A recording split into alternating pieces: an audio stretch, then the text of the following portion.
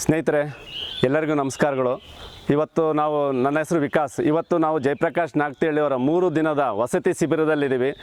ಒಂದು ವಸತಿ ಶಿಬಿರದ the school of ancient wisdom, ಆ ಸ್ಕೂಲ್ ಒಂದು ಜ್ಞಾನದ ಒಂದು ನೈಸರ್ಗಿಕ ವನದಲ್ಲಿ ನಾವು ಇವತ್ತು ಆಯೋಜಿಸಿದ್ದಾರೆ 3 ದಿನದ ಒಂದು ಶಿಬಿರದಲ್ಲಿ. ಇವತ್ತು ನಮಗೆ ಜಯಪ್ರಕಾಶ್ ನಾಗ್ತಿಹಳ್ಳಿ ಅವರು ಬರೆದಿರೋ ಕೃತಿಗಳಲ್ಲಿ 17ಕ್ಕೂ ಹೆಚ್ಚು ಪುಸ್ತಕಗಳನ್ನು ಬರೆದಿದ್ದಾರೆ. ಅದರಲ್ಲಿ ಸಾಹಿತ್ಯ ಚಂದನ ಪುಸ್ತಕವನ್ನು ಒಂದು ಭಾಗವಾಗಿ ನಮಗೆ ಓದಲಿಕ್ಕೆ ಕೊಟ್ಟಿದ್ದಾರೆ. ಅದರಲ್ಲಿ ಸಾಹಿತ್ಯ ಚಂದನ ಪುಸ್ತಕದಲ್ಲಿ ಅವರು ಒಬ್ಬರು ಸಾಧಕರನ್ನು ಸಂದರ್ಶನ ಮಾಡಿದ್ದಾರೆ. ಈ ಪುಸ್ತಕದಲ್ಲಿ ಮುಖಾಂತರ ಅವರು ದೂರದರ್ಶನದಲ್ಲಿ ಅವರು 2000ಕ್ಕೂ ಹೆಚ್ಚು ಸಾಧಕರನ್ನು ಸಂದರ್ಶನ ಮಾಡಿ ಅದರಲ್ಲಿ ಕೆಲವು ವ್ಯಕ್ತಿಗಳನ್ನು ಈ ಪುಸ್ತಕದಲ್ಲಿ ಸಂದರ್ಶನದ ತುಣುಕುಗಳನ್ನು, ವಾಕ್ಯಗಳೊಂದಿಗೆ ಅವರ ವಿವರಗಳನ್ನು, ಅವರ ವಿಚಾರವನ್ನು ತಿಳಿಸಿದ್ದಾರೆ.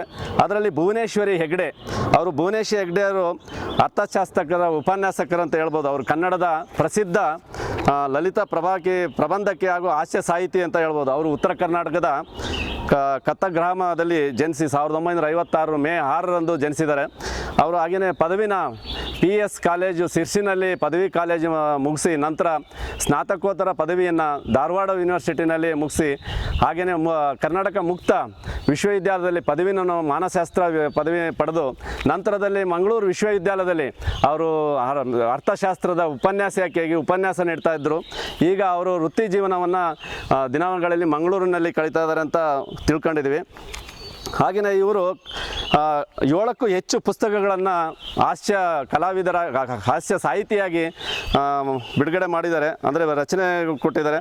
ಅದರಲ್ಲಿ ಒಂದು ಎಂಥ ಮಾರಾಯರೆ ಅಂದರೆ ಮಂಗಳೂರು ಕಡೆಗೆ ಆ ವಿಚಾರದ ಒಂದು ಕೇಳಿದರೆ, ಬೆಟ್ಟದ ಭಾಗೀರಥಿ, ಮಾತೇ ಬೇಕೆ ಕೈಗುಣ ಬಾಯಿಗುಣ ಅಂತೇಳಿ. ಹಾಗೆ ಈ ಪುಸ್ತಕಗಳ ವಿಚಾರದ ಬಗ್ಗೆ ಜಯಪ್ರಕಾಶ್ ನಾಗ್ತಿಹಳ್ಳಿ ಅವರು ಅವರ ಸಂದರ್ಶನ ಮಾಡುವಾಗ ಕೇಳಿದ್ದಾರೆ, ಎಂಥ ಮಾರಾಯರೆ ಈ ಪದದ ವಾಕ್ಯದ ಬಗ್ಗೆ ಒಂದು ಸ್ವಲ್ಪ ಹೇಳಿ ಅಂತ ಹೇಳಿದಾಗ ಅವ್ರು ಹೇಳ್ತಾರೆ, ನಮ್ಮ ಮಂಗಳೂರು ಭಾಷೆಯಲ್ಲಿ ಎಂಥ ಮಾರಾಯರೆ ಅಂತಂದರೆ ವೇದಿಕೆ ಮೇಲೆ ಹೋಗಿ ಯಾರು ಭಾಷಣ ಮಾತಾಡ್ತಿದ್ರೆ ಆ ವ್ಯಕ್ತಿ ಭಾಷಣನ ನೋಡ್ರಿ ಯಾವ ರೀತಿ ಮಾತಾಡಿದ್ರು, ಎಂಥ ಭಾಷಣನ ಎಂಥ ಮಾರಾಯರೆ ಅಂತ ಹೇಳಿದರು.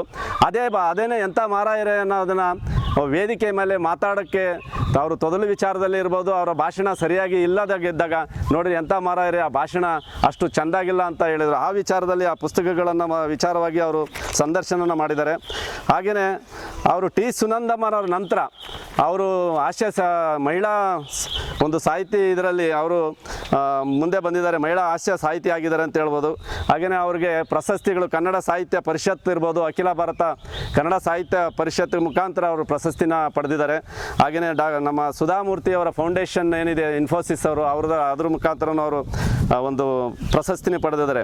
ಹಾಗೆಯೇ ಅವರು ಒಂದು ಉಲ್ಲೇಖ ಮಾಡ್ತಾರೆ, ನಗು ನೆಮ್ಮದಿ ಬಾಳಿಗೆ ಮಕರಂದ ಅಂತ.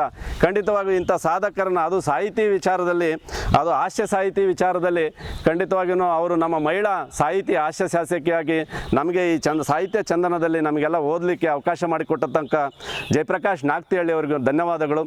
ನಮಸ್ಕಾರ.